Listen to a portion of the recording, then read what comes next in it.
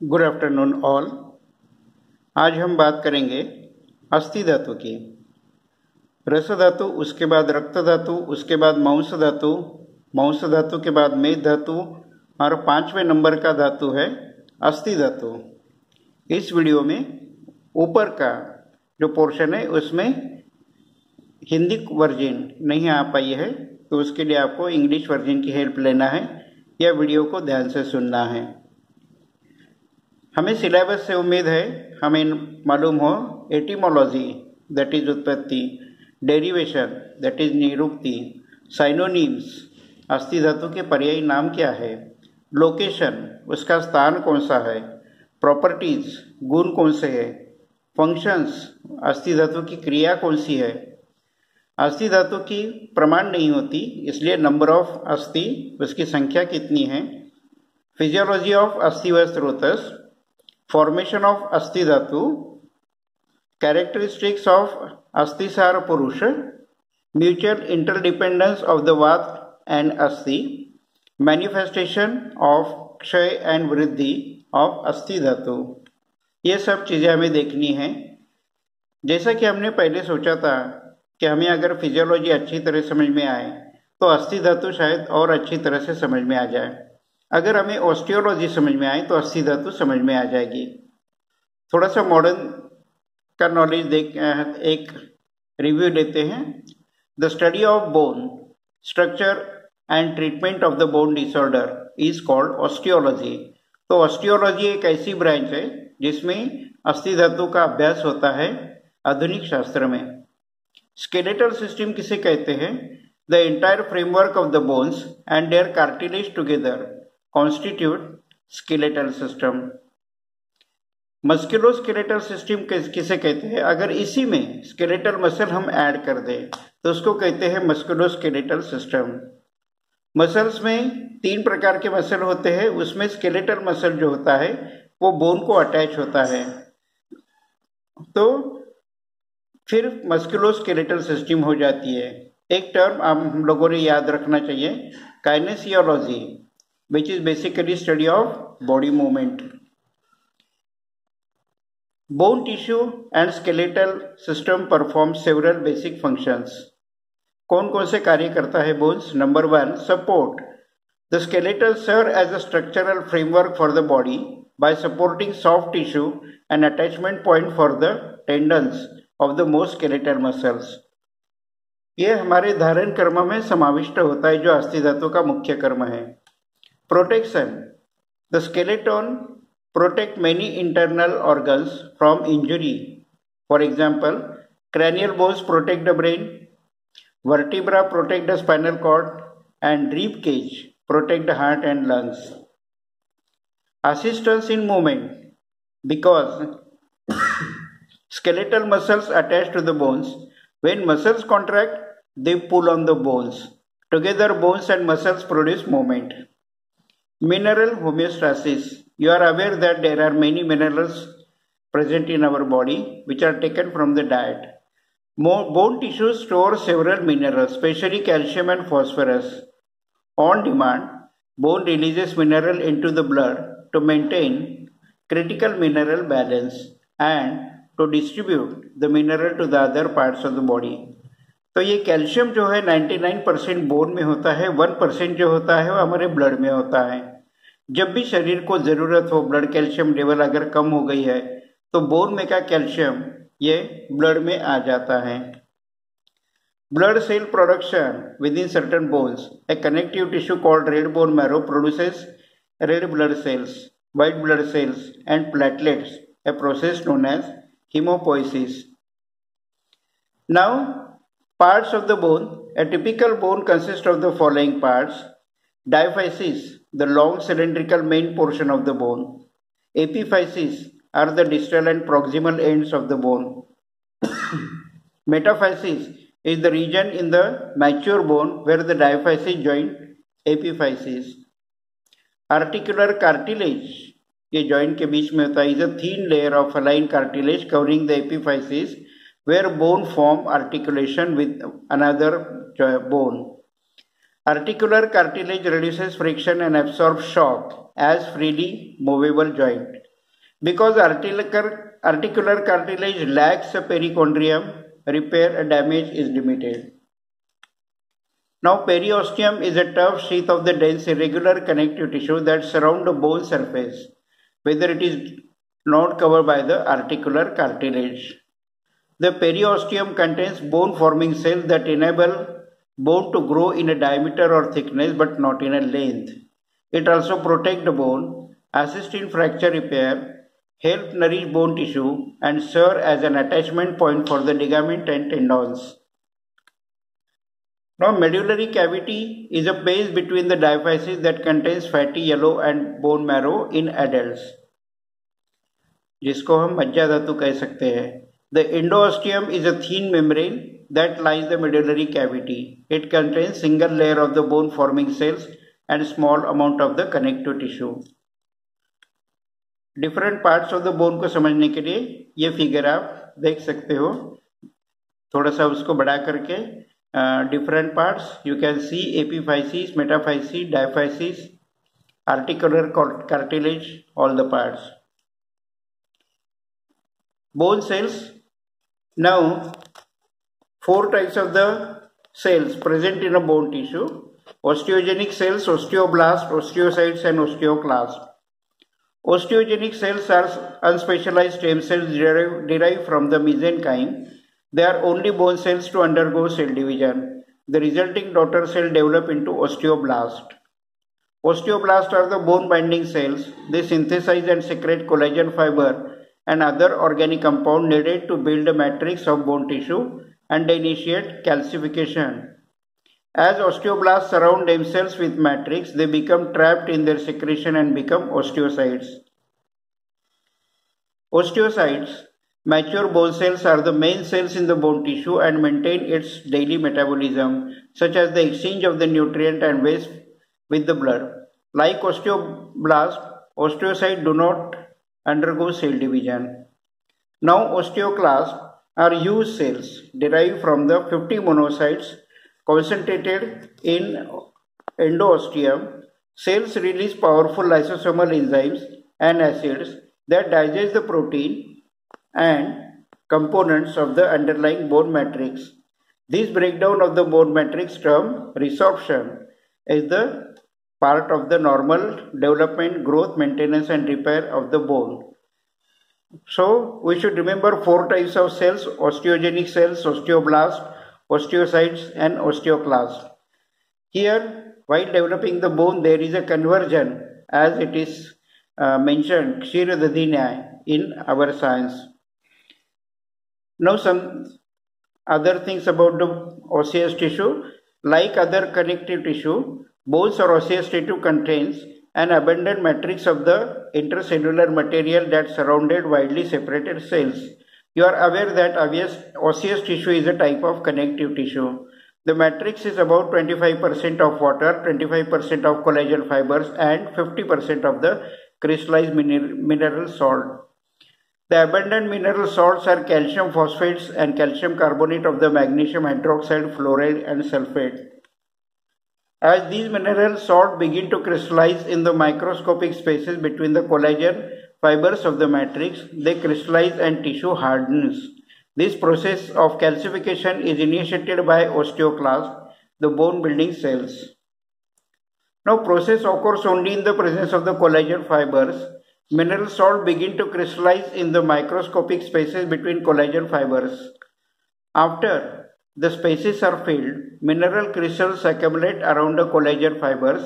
The combination of crystallized salts and collagen fiber is responsible for the hardness that is characteristics of the bone.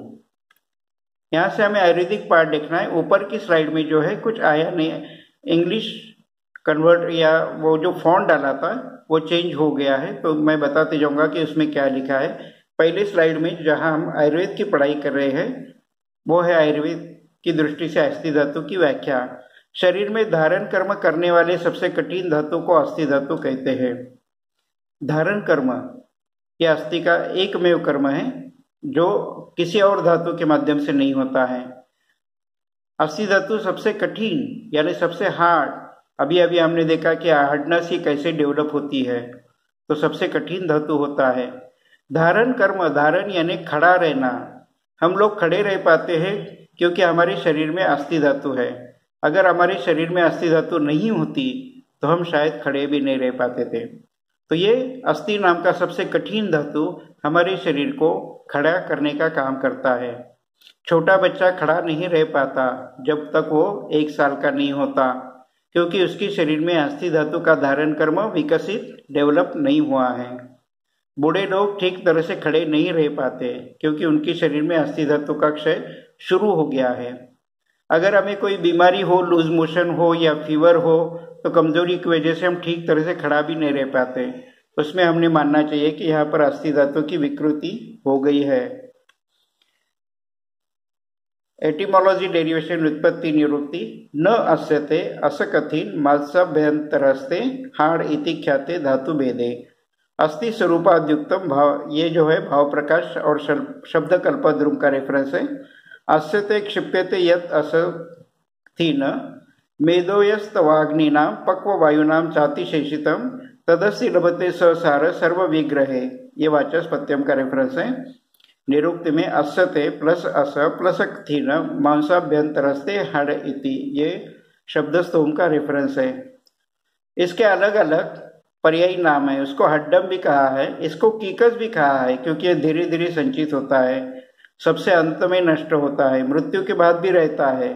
इसको हट कहा है क्योंकि यह हटी या निग्रही है। इसको कुल्यम भी कहा है। इसको मेदोज मेदस्तेज कहते हैं क्योंकि मेद धातु से ये तैयार होता है। देह धारकम कहते हैं क्योंकि देह का धारण करता है। करकरम, सार, ये सब शब्द अलग अलग अस्थि धातु के लिए इस्तेमाल किए गए हैं। अस्थि धातु का स्थान जानने के लिए पहले उसके प्रकार देखना जरूरी है। अस्थि धातु के स्थायी अस्थि धातु तथा पोषक अस्थि धातु ऐसे 2 प्रकार होते हैं। पोषक अस्थि धातु या अस्थि व स्रोतस में रहता है। इसका रेफरेंस है चरक विमान 5वें अध्याय में चक्रपाणी ने जो टीका लिखी उसमें कहते हैं अस्तपि द्रव रूपम अस्तेव स्रोतो बाह्यमिति कृत्वा अस्थिवहाणाम इत्युक्तम। ये जो अस्थि धातु के पोषक अंश है वो द्रव होते हैं, इसलिए वो अस्थि व स्रोतस में होते हैं। दूसरा, स्थायी अस्थि धातु जो होता है शरीर के अंदर रहकर धारण कर्म करता है। फिर भी हम लोग जब अस्थि धातु का परीक्षण करते हैं तो पार्शनी, गुल्फ, जानु, अरत्नी, जत्रु, चिबुक, शीर, पर्व, इन स्थानों पर उसका परीक्षण करते हैं। हम लोग जब रचना पढ़ते हैं तो इन सब हड्डियों के नाम हमें मालूम है। नंबर ऑफ अस्थि, हर धातु का प्रमाण होता है 1 अंजलि 2 अंजलि। तो अस्थि धातु द्रव ना होने के कारण, यानी कि स्थायी अस्थि धातु द्रव ना होने के कारण उसका अंजलि प्रमाण नहीं है, इसका नंबर है। चरक कहते हैं त्रीणी षष्ठ्यधिकानि शत्यान्यस्था सह दंतो लुखल नकई। चरक के अनुसार अस्थियों की संख्या 360 है। क्योंकि चरक ने दंत है, नख है, इनको अस्थियों में शामिल किया है, लेकिन सुश्रुत ने इनको अस्थियों में शामिल नहीं किया है। इसलिए त्रीणी सषष्टिन्यस्ति शतानि वेदवादिनो भाष्यन्ते शल्यतंत्रे तु 93 शतानि। सुश्रुत के अनुसार अस्थियों की संख्या 300 होती है। अस्थियों के 5 प्रकार होते हैं। नंबर 1 कपाल अस्थि, जैसे कि जानु, नितंब, अंश, गंड, तालु, शंख, शीर। दूसरा प्रकार है रोचक अस्थि, जैसे कि दंत। तीसरा तरुण अस्थि, जैसा कि घ्राण, कर्ण, ग्रीवा, अक्षी। चौथा वलय अस्थि, पार्श्व, पृष्ठ, उदर प्रदेश में होते हैं। उर प्रदेश में नलक अस्थि, बचे हुए सारे अस्थि नलक अस्थि है। According to modern science there are 5 types of the bones on the basis of shape: long bones, short bones, flat bones, irregular bones, sesamoid bones. Physiology of अस्थि व स्रोतस। अस्थिवहाणाम स्रोतसाम मेदोमूले जगनम च। चरक संहिता के अनुसार अस्थि व स्रोतस के मूलस्थान मेद और जगन यानी पेल्विक बोन है।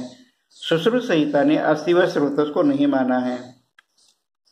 यह अस्थि व स्रोतस में निम्नलिखित क्रियाएं होती है। नंबर 1 स्थायी अस्थि धातु की उत्पत्ति और पोषण होता है। पोषक मज्जा धातु की उत्पत्ति होती है। क्योंकि अस्थि धातु का उपधातु नहीं होता तो केश और लोम इन धातुमल की उत्पत्ति और पोषण होती है। और सूक्ष्ममल क्लेद, यह हर धात्वाग्नि की क्रिया में उत्पन्न होता है। यही 4 क्रिया अस्थि धात्वाग्नि की भी होती है, जो अस्थि व स्रोतस में होती है। अस्थि धात्वाग्नि का स्थान भी अस्थि व स्रोतस में ही होता है, और वहीं पर ये 4 प्रकार की क्रिया ये करता है। यानी ये जो क्रिया है यह अस्थि धात्वाग्नि की वजह से भी होती है और अस्थि व स्रोतस में भी क्रिया होती है। अस्थि धातु की उत्पत्ति कैसी होती है? अस्थि व स्रोतस में अस्थि धातु की उत्पत्ति होती है। मेद धातु में जो पोषक अस्थि धातु होता है उस पर अस्थि धात्वाग्नि की क्रिया होने के बाद उसके स्थूल सार भाग से स्थायी अस्थि धातु की उत्पत्ति तथा पोषण होता है। इसके सूक्ष्म सार भाग से पोषक मज्जा धातु अलग होता है और सूक्ष्म मल भाग से शरीर में क्लेद उत्पन्न होता है। केदारी कुल्या न्याय के अनुसार रस धातु क्रम से रक्त धातु, मांस धातु, मेद धातु और उसके बाद अस्थि धातु का पोषण करता है। क्षीर दधि न्याय के अनुसार मेद धातु अस्थि धातु में परिवर्तित होता है। खले कपोत न्याय के अनुसार अस्थि धातु रस धातु में रहने वाले पोषक अस्थि धातु से खुद का पोषण कर लेते हैं। इस तरह से अस्थि का पोषण होता है, यह हम समझ सकते हैं। अस्थि व स्रोतस में अस्थि धातु का पोषण होता है, अस्थि धात्वाग्नि की क्रिया के बाद होता है। अस्थि धात्वाग्नि की क्रिया मेद धातु में जो पोषक अस्थि धातु उस पर होती है। इसमें 4 पार्ट होते हैं: स्थूल सार, सूक्ष्म सार, स्थूल मल, सूक्ष्म मल। स्थूल सार से स्थायी अस्थि धातु, सूक्ष्म सार से पोषक मज्जा धातु, स्थूल मल से केश और लोम, सूक्ष्म मल से क्लेद। चरक कहते हैं पृथ्वी अग्नि नीलादीनाम संघाता शोषमणा कृता खरत्वम प्रकरोत्यस्य जायते स्थित ततोनुडाम। अपनी उष्मा से पृथ्वी, अग्नि और वायु आदि का संघात होकर वह मेद को खर या कठोर बनाता है, इससे अस्थि बनती है। अस्थि धातु के कार्य क्रिया कौन कौन से हैं? हर धातु के 4 कार्य होते हैं: श्रेष्ठ कर्म, उत्तर धातु का पोषण, उपधातु का पोषण, धातु के मल का पोषण। क्योंकि अस्थि धातु का उपधातु चरक ने नहीं माना है, सुश्रुत ने भी नहीं माना है, इसलिए यहाँ पर उपधातु का पोषण नहीं होता। अस्थि धातु का श्रेष्ठ कर्म प्रीणनम जीवनम लेपा स्नेहो धारण पूर्णे गर्भोत्पादश्च धातु नाम श्रेष्ठ कर्म क्रमास्मृतम। इस सूत्र के अनुसार अस्थि धातु का श्रेष्ठ कर्म धारण है। हम लोगों ने समझ के लिया है धारण यानी हम ठीक तरह से खड़े रह पाते हैं, support to the body, covering of the body, तो ये सभी कर्म धारण कर्म में आते हैं। उत्तर धातु पोषम रसाद रक्तम तत्व मांसम मांसन मेधस तत्व अस्थि च अस्नो मज्जा तथा शुक्रम शुक्रात गर्भ प्रजायते। अस्थि धातु अपने अपने उत्तर धातु मज्जा धातु का पोषण करता है। अस्थि धातु अपने मलों का भी पोषण करता है। धातुमल केश और लोम इसके है जो उसका भी पोषण करता है। इसके बाद सुश्रुत कहते हैं अस्थिनी देह धारणम मज्ञा पुष्टिम च। इसमें 2 कर्म आए हैं, देह धारण और मज्जा धातु की पोषण। सुश्रुत कहते हैं अभ्यंतर गते सारे यथा तिष्ठति भूरुहा अस्थि सारे यथा देहा गृहंति दहीनाम ध्रुवम। जिस तरह से वृक्ष अपनी अंदर की सार की वजह से खड़ा रह पाता है, उसी तरह से शरीर उसके अंदर की अस्थि की वजह से खड़ा रह पाता है। मांसन्यत्र निबंधानि शिराभि स्नायुभि सता अस्थिन्यावलंबनम कृत्वा न श्रियन्ते पतन्ति वा। स्नायु की वजह से मांसपेशी अस्थि धातु से जुड़ जाती है। स्नायु के कारण मांसपेशी में आकुंचन प्रसरण गति होती है और अस्थि और मांसपेशी से गति प्राप्त होती है। हमारी बॉडी मूवमेंट जो है, और जिसको मॉडर्न साइंस ने कहा है कि असिस्टेंस इन मूवमेंट, ये होता है। अस्थिसार व्यक्ति, अगर किसी व्यक्ति के शरीर में हड्डियां बहुत मजबूत तैयार हो गई, जिसको हम बहुत बार डबल हड्डी वाला कहते हैं, बहुत ऊंचा होता है व्यक्ति और तगड़ा होता है, मजबूत होता है, किसी भी प्रकार के शारीरिक श्रम को करने वाला होता है, समर्थ होता है, उसका वर्णन चरक कहते हैं। पार्श्वनी गुल्फ जानु अरत्नी जत्रु चिबुक शेर पर्वस्तूला स्थूलास्ति नख दंता शास्ति सारा ते महोत्साह क्रियावंता क्लेशा सहा सार स्थिर शरीरा भवंत आयुष्मंतश्च। ये जो अस्थिसार पुरुष होते हैं उनमें पार्श्वनी, ये बोन का नाम है, गुल्फ एंकल जॉइंट, जानू नी जॉइंट, अरत्नी वृष्ट, जत्रु क्लैविकल, चिबुक यानी चिन, शीर हेड, और पर्व यानी स्मॉल जॉइंट्स, जैसे कि हमारे उंगलियों के जॉइंट होते हैं, ये सभी बोन्स और जॉइंट जो होते हैं अस्थिसार व्यक्ति में स्थूल यानी आकार में बड़े होते हैं। वही स्थूलता नख नाखून भी बड़े होते हैं, दंत दांत भी बड़े होते हैं। यह अस्थिसार व्यक्ति महोत्साह, इनमें बहुत सारा उत्साह होता है। क्रियावंत, ये बहुत सारा फिजिकल वर्क कर सकते हैं। क्लेशासाह, ये तकलीफ सहन कर सकते हैं। सार और स्थिर शरीरा, इनका शरीर परिपूर्ण होता है और स्टेबल होता है। अस्थिसार व्यक्ति अगर खड़ा रहे, इसको किसी ने हिलाने की कोशिश की तो हलेगा भी नहीं, वो इतना मजबूत होता है। आयुष्मंतश्च, इनको लंबी आयु भी होती है। सुश्रुत कहते हैं महाशीरस्कंद दृढ़दंत हनवस्ती नखमस्तनवी। अस्थिसार पुरुष में शीर और कंधे बड़े होते हैं, दंत, हनु, अस्थि और नख ये दृढ़ यानी मजबूत होते हैं। क्या होगा जब यह अस्थि धातु का क्षय हो जाएगा? चरक कहते हैं केश लोम नखश मसरु द्विज प्रपतनम श्रमा नियम अस्ति क्षय लिंगम संधि शैथिल्यमेवच। सुश्रुत कहते हैं अस्थि क्षय अस्थि शूलम दंत नखभंगो रौक्षम च।